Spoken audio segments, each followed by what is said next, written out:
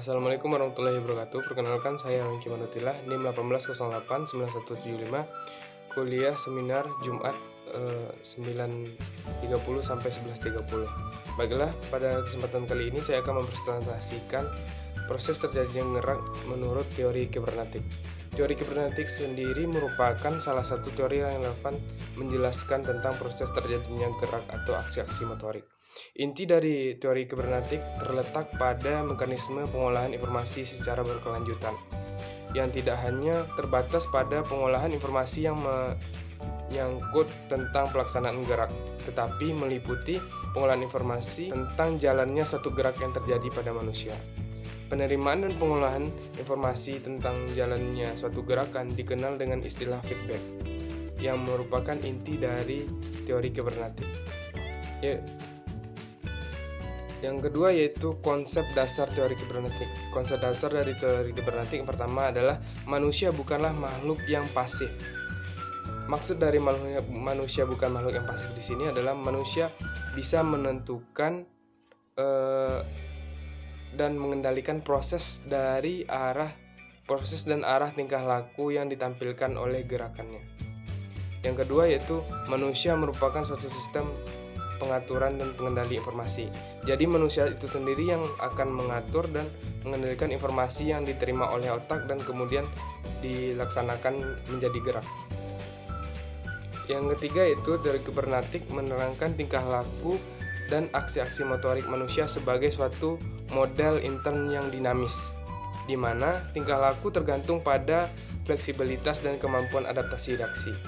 Dalam hal ini otak manusia menempati tahta tertinggi dalam mengatur suatu informasi dan yang diterima oleh manusia tersebut.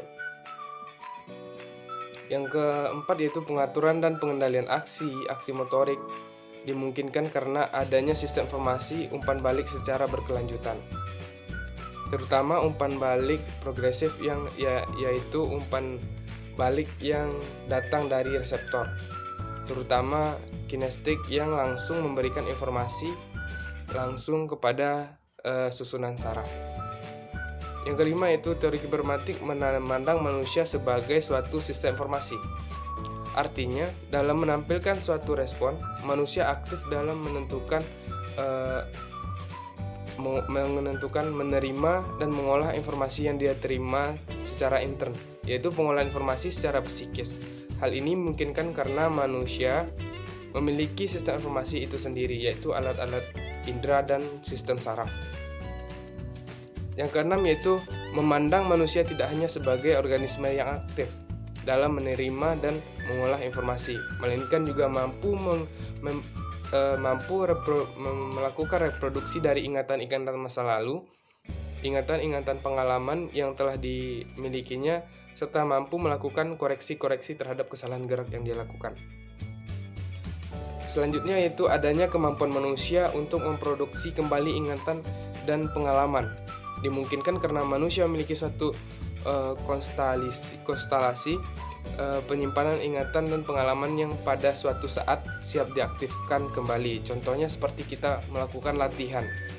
Dengan kita melakukan latihan, walaupun kita sudah lama tidak melakukannya, kemungkinan kita masih bisa mengingat dan mengaktifkan kembali gerakan teknik apa yang sedang kita latih.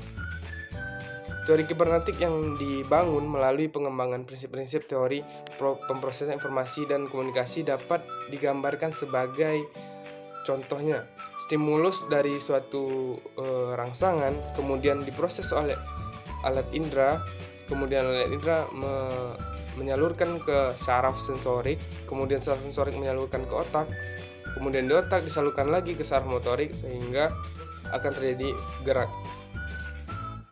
Baiklah, sekian presentasi dari saya. Salah dan janggal saya mohon maaf. Assalamualaikum warahmatullahi wabarakatuh.